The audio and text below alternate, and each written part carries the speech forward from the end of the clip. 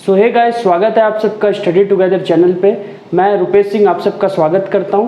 तो आज हम लेकर के आए हैं क्लास 6 का चैप्टर 6 ज्योग्राफी का, जो कि मेजर लैंडफॉर्म्स ऑफ अर्थ है। तो हमने major domains of earth chapter 5 में जो कि हमने देख चुका था, और अब यहाँ पे हम देखेंगे माउंटेन्स के बारे में, प्लेट्यूज के बारे में, ग्लेशियर्स के बारे में। ठीक है, तो अभी इस चैप्टर को चलिए हम जल्दी से शुरुआत करते हैं बिना टाइम जाया किए। तो पहला पॉइंट है चैप्टर में, lands have different forms because of internal processes and external processes. तो लैंड में आप, ये जो पॉइंट है आपको ये बता रहा है, लैंड में आप क्या देखे होंगे ऐसे पॉइंट एलिवेशन, मतलब कि एक तो सपोज बोलूँ तो माउंटेन आप देखे होंगे लैंड में। तो आप कभी खाई देखे होंगे, वो ऐसे ऐसे रास्ता होता है, फिर ऐसे करके उस तरफ खाई होता है, जिसको हम छोटा एलिवेशन होता है, जिनका छोटा हाइट होता है जिनका, उनको हम ज्योग्राफी या साइंस में क्या बोलते हैं, प्लेट्यू बोलते हैं। ठीक है, और आइस भी तो आप जानते हैं, ग्लेशियर्स आप जानते हैं। ग्लेशियर्स जैसे कि गंगा नदी जो निकला है वो गंगोत्री ग्लेशियर से निकला है, गंगोत्री ग्लेशियर से। तो ग्लेशियर मतलब होता क्या है, बर्फ का एक, जैसे ये माउंट एवरेस्ट है, मैं आपको एग्जांपल देके समझा दूं। ये माउंट एवरेस्ट है, एग्जांपल दे रहा हूँ बस। यहाँ से कोई एक नदी बह के निकला, माउंट एवरेस्ट से नहीं निकला, कोई और जगह से निकला, गंगोत्री ग्लेशियर से निकला है, लेकिन वहाँ पे गंगोत्री ग्लेशियर है, लेट अस सपोज, मान लेते हैं हम। ठीक है, तो वहाँ से जो बह करके निकला ग्लेशियर जो होता है, एक क्या होता है, फॉर्म ऑफ आइस होता है। ठीक है, आइस का एक फॉर्म होता है, उससे बह करके निकलता है, तो वहाँ से एक नदी बन जाता है, जिसको हम हमारे इंडिया में एक नदी बना जिसको हम गंगा बोलते हैं, और एक नदी बनता है यमुना, जो कि यमुनोत्री ग्लेशियर से निकलता है। ठीक है, तो एक एग्जाम्पल के तौर पे मैं बताया, ग्लेशियर एक आइस का बड़ा सा पार्ट होता है, जो कि कहाँ रहता है, माउंटेन्स के बीच में प्रेजेंट रहता है।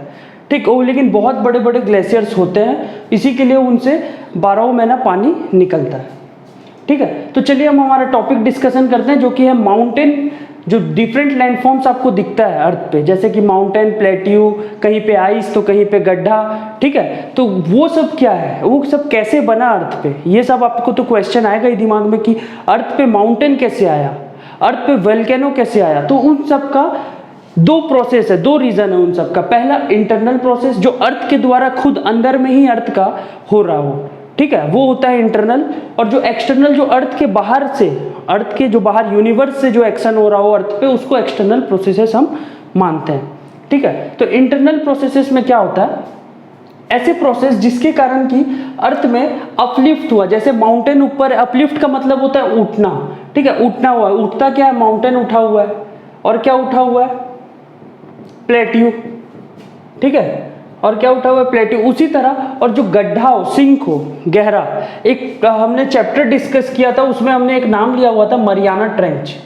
तो ये किस कारण हुआ होगा, अब आपको समझ में आ रहा होगा, इंटरनल प्रोसेस के कारण। वो कैसा था, मैं माउंट एवरेस्ट को ऐसा यहाँ पे दिखाता हूँ, माउंट एवरेस्ट को ऐसा करके दिखाया था, और मरियाना ट्रेंच को ऐसा दिखाया था, और बताया था कि जब उसको हम कैलकुलेट करते हैं सी लेवल से, तो वो कितना था, 11.02 किलोमीटर का था।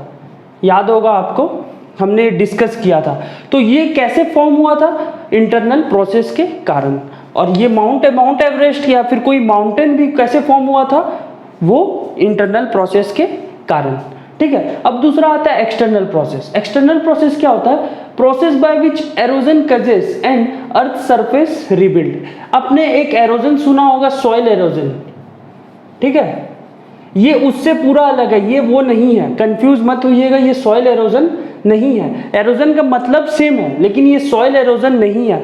ठीक है, तो जो एरोजन है वो क्या होता है, रिमूवल ऑफ मटेरियल्स का रिमूव होना अर्थ से, मतलब कि गायब हो जाना। जैसे आज हम इतना बड़ा एक पत्थर देखें, ठीक है, एक इतना बड़ा क्या देखें, पत्थर को इंग्लिश में क्या बोलते हैं, स्टोन। हम क्या देखें, इतना बड़ा एक स्टोन देखें। तो जो वक्त चले गया, वक्त चलता रहा, क्या हुआ, इस पे टेम्परेचर भी एक्ट किया, टेम्परेचर भी इस पे क्या काम किया, प्रेशर भी, प्रेशर मतलब जो दबाव जो बोलते हैं हम, प्रेशर भी एक्ट किया।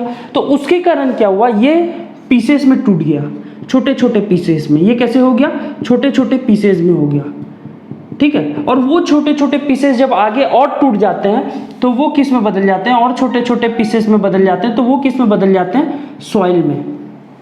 ठीक है, तो क्या हुआ, ये कितना बड़ा पत्थर था, पत्थर से छोटे छोटे पीसेस में ब्रेक हुआ, फिर उससे वो किस में बदल गया, सॉइल में। तो ये होल प्रोसेस जो ट्रांसफॉर्मेशन हुआ एक स्टोन से लेकर के एक सॉइल के बीच में, इसको हम क्या बोलते हैं, वेदरिंग। क्या बोलते हैं, वेदरिंग। ये प्रोसेस क्यों होता है, एक्सटर्नल प्रोसेस के कारण। क्या है, एक्सटर्नल, टेम्परेचर, प्रेशर, ये सब के कारण। ठीक है, तो मेरे ख्याल से आपको इंटरनल और एक्सटर्नल प्रोसेस क्लियर हो चुका होगा। तो चलिए हम जल्दी से अब उसका क्या कारण है अर्थ पे वो हम डिस्कस कर लेते हैं। All mountains, ice, glaciers, plateaus are result of this processes on earth. तो जितने माउंटेन आप देख रहे हैं, जितने पहाड़ देख रहे हैं, जितने आप बर्फ देख रहे हैं अर्थ पे, जितने आप ग्लेशियर्स देख रहे हैं अर्थ पे, बर्फ छोटा होता है, ग्लेशियर्स बर्फ को जोड़ करके बहुत बड़ा बर्फ का एक पार्ट होता है जिनको हम ग्लेशियर्स बोलते हैं। ग्लेशियर्स, प्लेट्यू छोटे माउंटेन से छोटे हाइट के होते हैं। ठीक है, वो सब किस कारण बने, वो सब यही दो प्रोसेस के कारण अर्थ के अंदर बने। तो मेरे ख्याल से आपको ये क्लियर हो चुका है। चलिए हम जल्दी से अब माउंटेन्स के ऊपर, प्लेट्यूज के ऊपर डिस्कशन जल्दी से हम अपने नेक्स्ट टॉपिक में कर लें। तो आइए देखते हैं हमारा नेक्स्ट, जो कि मैं आपको बताया, हमारा माउंटेन्स। तो माउंटेन्स हम सब जानते हैं कि माउंटेन्स हाइट में बहुत लंबे होते हैं। ठीक है, तो यहाँ पे हम उसी से ही शुरुआत करेंगे। The higher elevation from the surface of earth is called as mountain. Mountain होता क्या है, जो अर्थ का सरफेस से ऊंचाई पर हो। जैसे कि मैं अगर आपको बताऊं, अर्थ के सरफेस से जो कि ऊंचाई पे हो, ये अर्थ का सरफेस है हम मान लेते हैं, और उसके सरफेस से जो ऊंचाई पे हो, अर्थ का सरफेस से जो ऊंचाई पे हो, उसको हम क्या बोलते हैं, इसको हम क्या बोलेंगे, माउंटेन। ठीक है, ये हमारा क्या होगा, माउंटेन होगा। ठीक है, जो टेम्परेचर होता है माउंटेन में बहुत कोल्डर होता है। क्या होता है, temperature of mountains are colder because they are on height due to which they also contain glaciers and originate rivers. तो जो माउंटेन जो होते हैं वो हाइट पे होते हैं। तो हम सबको पता है कि अर्थ का सरफेस पे टेम्परेचर थोड़ा ज़्यादा होता है, टेम्परेचर थोड़ा हाई होता है। ठीक है, लेकिन थोड़ा और ऊपर जाने से थोड़ा टेम्परेचर क्या हो जाता है, लो हो जाता है, जो कि माउंटेन थोड़े हाइट पर है। ठीक है, नहीं भी पता है तो मैं आपको बता दूं, सरफेस पे टेम्परेचर थोड़ा हाई होता है उसके कंपैरिजन, और यहाँ पर लो होता है। ठीक है, तो यहाँ पर क्या होता है, बर्फ जमने लगता है। ठीक है, जब बर्फ, मैं आपको बताया था, जब बहुत सारे बर्फ मिल जाते हैं, जब बहुत सारे आइस मिल जाते हैं, तो वो क्या फॉर्म करते हैं, एक बड़ा सा बर्फ का पार्ट जिसको हम बोलते हैं ग्लेशियर। ठीक है, और मैं बताया था गंगा नदी, जो आपको, जो मैं पहले ही आपको डिस्कस किया था, गंगा नदी एक ग्लेशियर से निकला है जिसका नाम गंगोत्री ग्लेशियर है। ठीक है, तो उसी तरह वहां से ही एक रिवर निकलता है, जो मैं आपको पहले ही बताया, एक ग्लेशियर से क्या निकलता है, रिवर निकलता है। एक एग्जाम्पल भी मैं आपको दिया, गंगा रिवर जो, और यमुना रिवर, दोनों कहाँ से निकलते हैं, एक ग्लेशियर से निकलते हैं। गंगा निकलता है गंगोत्री से, और यमुना निकलता है यमुनोत्री से। मैं आपको ये पहले ही एग्जाम्पल दिया था। तो वही चीज यहाँ पे ये बता रहा है कि उनका टेम्परेचर कोल्ड होता है, जिस कारण वो क्या कंटेन किए रहते हैं, आइस, मतलब कि ग्लेशियर, और वहां से क्या निकलता है, रिवर। ठीक है, और एक चीज, mountains arrange in lines called as range. बहुत सारे अगर माउंटेन ऐसे लाइन में, छोटे बड़े माउंटेन सब अगर लाइन में है, ठीक है, तो उनको क्या बोला जाता है, माउंटेन का एक रेंज। ठीक है, और अब आगे देखते हैं, माउंटेन जो होते हैं वो तीन टाइप के होते हैं। पहला फोल्ड माउंटेन, ठीक है, जो कि लंबे होते हैं हाइट में। दूसरा ब्लॉक माउंटेन, ये हाइट में लंबे तो नहीं लेकिन बड़े बड़े चौड़े चौड़े होते हैं ये। ठीक है, और वोल्केनिक माउंटेन, जो वोल्केनोस के कारण बने हो माउंटेन, उनको बोलते हैं हम volcanic mountain.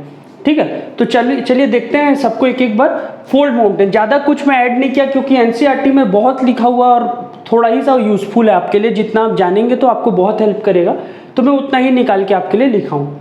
Fold mountains, mountains with highest peak, मतलब कि जो हम एलिवेशन देख रहे थे ऊपर में, एलिवेशन जो देख रहे थे हम, जो कि यहाँ पे ये रहा, ठीक है, वही है उसका मीनिंग पीक, जो कि हाइट। ठीक है, जिस माउंटेन का ऊपर तक हाइट होता है, मतलब पीक होता है, उसको हम क्या बोलेंगे, फोल्ड माउंटेन, जो ऊंचे ऊंचे माउंटेन होते हैं। For example the Himalayas, the Himalayas में आप एक माउंटेन का नाम सुने होंगे, माउंट एवरेस्ट, जो कि दुनिया का सबसे बड़ा माउंटेन है। ठीक है, तो माउंट एवरेस्ट कहाँ पे है, हिमालयज में है। एल्प्स में भी बहुत सारे माउंटेन्स हैं, मेरे को ऐसे एक तो नाम याद नहीं है, लेकिन ये भी एक माउंटेन रेंज है। ठीक है, जो कि बहुत ही लंबे लंबे पहाड़ों से बना हुआ है, जो कि बादलों के बीच में है। ठीक। और दूसरे ब्लॉक माउंटेन्स। ब्लॉक माउंटेन्स क्या होते हैं? ब्लॉक माउंटेन्स वो माउंटेन्स होते हैं जो कि when large areas were broken and displaced vertically, जब बड़े बड़े जमीन के टुकड़े टूट जाएं, मतलब जमीन जब टूट जाए बड़ा बड़ा टुकड़ा में, ठीक है, और वो उठने लगे ऊपर क्या हो जाए, और टूटने के बाद वो उठने लगे, उसको हम जब उस दौरान जो माउंटेन फॉर्म होता है उसको हम बोलते हैं ब्लॉक माउंटेन। तो एग्जाम्पल जो कि इसके हैं, द राइन वैली जो कि यूरोप में है, और द वोजेस जो कि माउंटेन रेंज है, वो भी कहाँ पर? यूरोप में, ठीक है। इसके माउंटेन क्या हैं? लंबे तो नहीं लेकिन चौड़े हैं, बहुत ही बड़े बड़े, मतलब एरिया वाइज में बहुत बड़े हैं, हाइट में नहीं, एरिया में मैं बात कर रहा हूँ, ठीक है, वो बहुत चौड़े चौड़े हैं।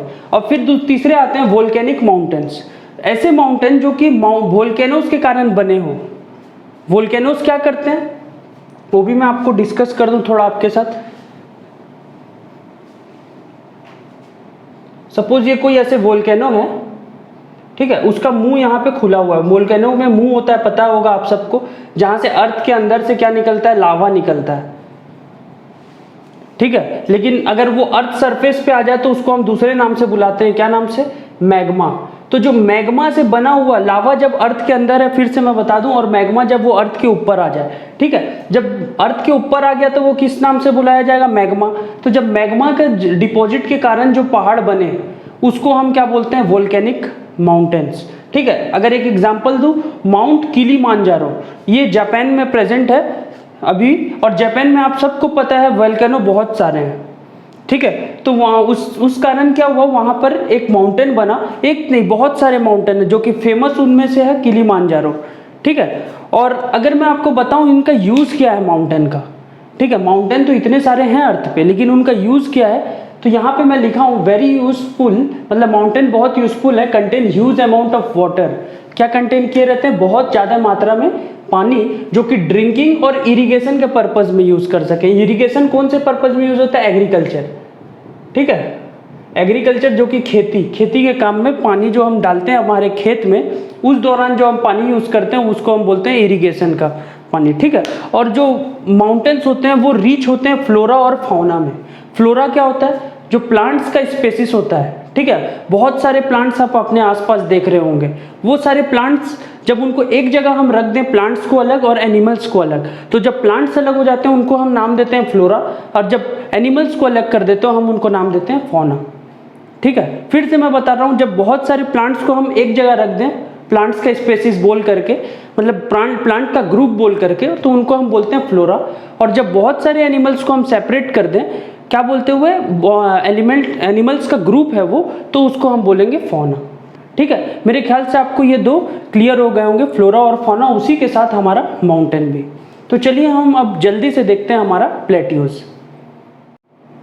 आइए देखते हैं हमारा नेक्स्ट टॉपिक जो हमारा प्लेट्यू है, ठीक है। तो हम जैसे माउंटेन को देखें, माउंटेन का हम पढ़े थे, माउंटेन बड़े एलिवेशन होते हैं, माउंटेन का हाइट ज़्यादा होता है जब हम सी से कंपेयर करते हैं। जो लास्ट चैप्टर में हम सी लेवल से उसका हाइट कंपेयर कर रहे थे, सॉरी, जब सी लेवल से हम उसका हाइट कंपेयर कर रहे थे, तो हमको पता चलता था कि समुद्र को 0 लेते थे हम, और इसके हाइट पे हम जैसे माउंट एवरेस्ट को लेते थे 8.48 किलोमीटर पे हम लेते थे।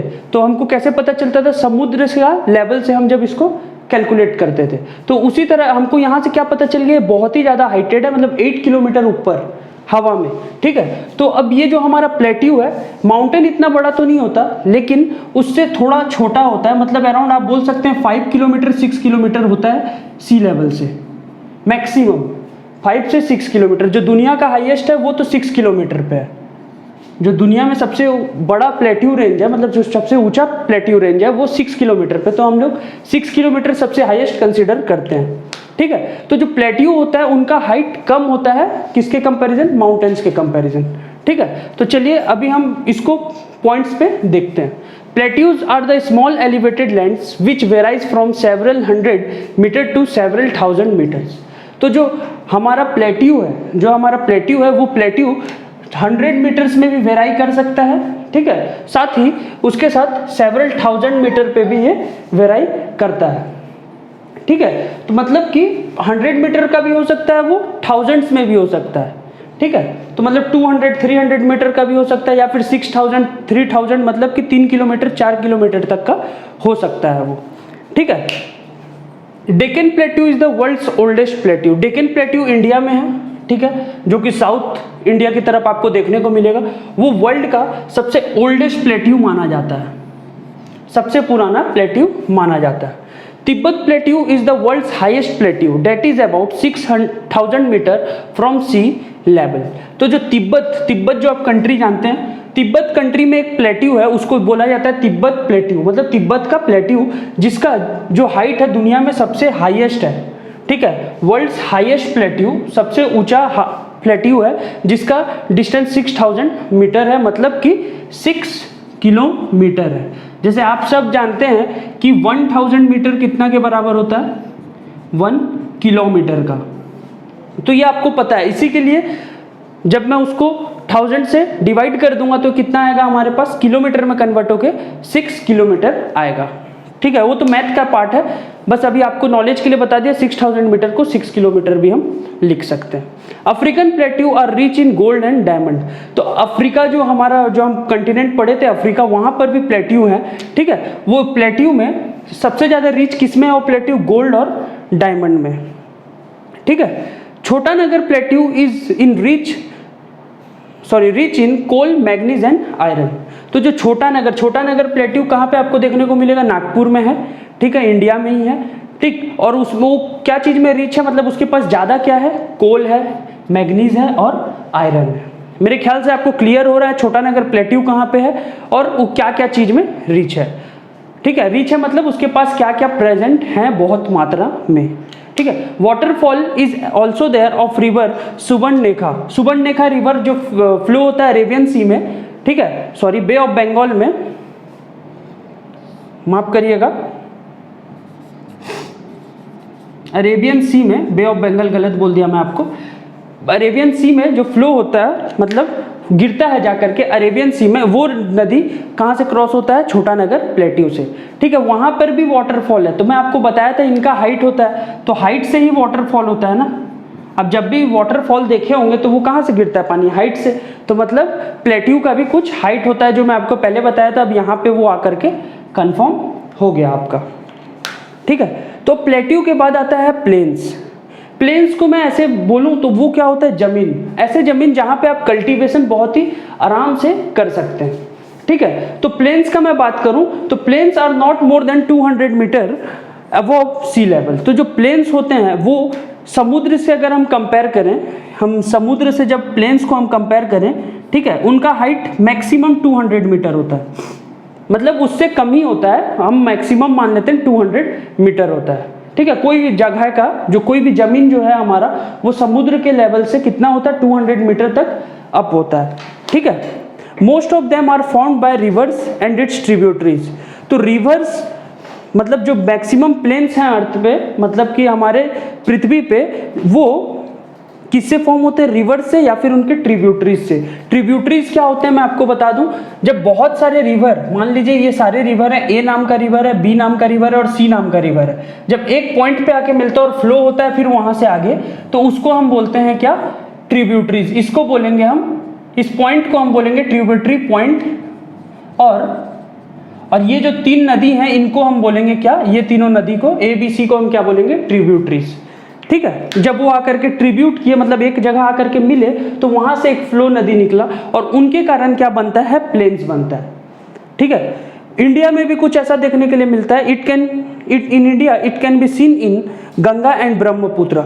गंगा और ब्रह्मपुत्र में भी देखने को हमको मिलता है, ठीक है। और चाइना का एक नदी है यांगत्से, वहां पर भी आपको देखने को ये चीज मिलेगा, ठीक है। ये एशिया के लॉन्गेस्ट रिवर में से एक है यांगत्से, ठीक है। एशिया क्या, वर्ल्ड के थर्ड या थर्ड है शायद, वर्ल्ड का थर्ड की 4th लॉन्गेस्ट रिवर है वो, ठीक। और प्लेन्स में ह्यूमन हैबिटेशन भी होता है। ह्यूमन हैबिटेशन का मतलब क्या, आदमी वहां पे रह सकते हैं, ठीक है। और वहां पर वो कल्टीवेशन भी कर सकते हैं, जैसे मैं आपको पहले ही बताया, वैसा लैंड जहां पे आदमी रह सके और वहां पे क्या कर सके, कल्टीवेशन मतलब खेती बाड़ी कर सके, उस लैंड को हम प्लेन्स बोलते हैं, अगर ऐसे मैं बोलूँ नॉर्मल जमीन तो, ठीक है। तो मेरे ख्याल से आपको ये चैप्टर क्लियर हो चुका होगा। अब यहीं पे हमारा चैप्टर भी खत्म होता है, तो हमारा चैप्टर 7 भी बहुत जल्द आपको अवेलेबल हो जाएगा। तब तक के लिए लाइक करें, शेयर करें और चैनल को सब्सक्राइब करें। Thank you.